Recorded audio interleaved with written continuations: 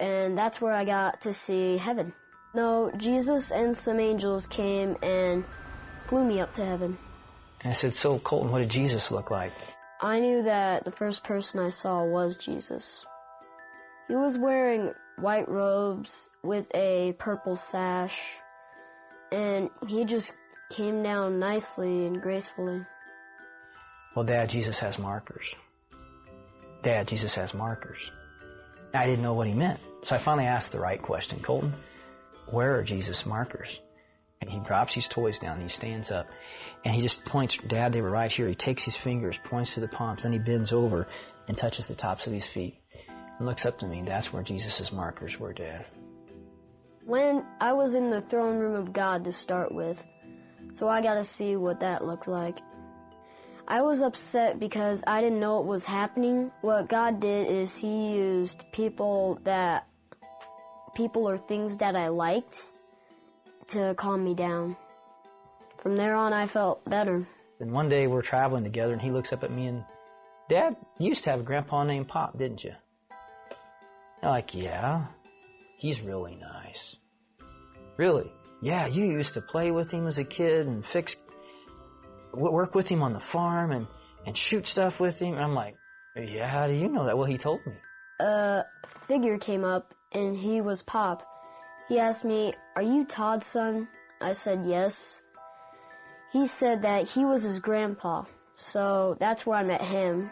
Yeah, Pop, I was very close to him. And he was my most significant male role model when I was a kid growing up. But he was killed in a car wreck before I turned 7.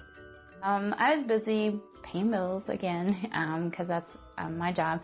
And he came up and told me he had 2 sisters. Well, he had to say it several times before he finally got my attention. And finally, I put myself down and looked at him and says, what do you mean you have 2 sisters? No, I have 2 sisters. You had a baby die in your tummy. And I just looked at him like, well, how do you know you have 2 sisters? Well, she told me.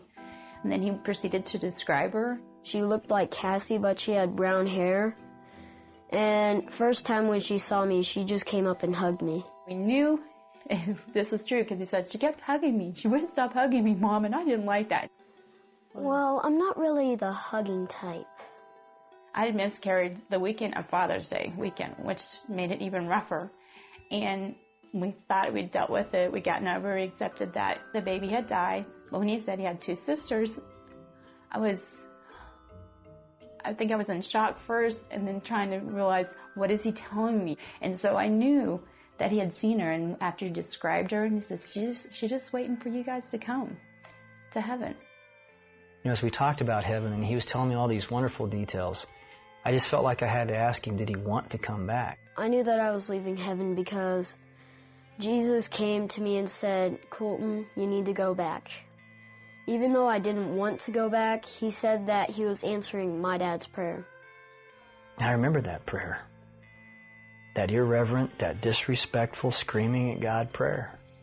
I was like, he's answering that prayer?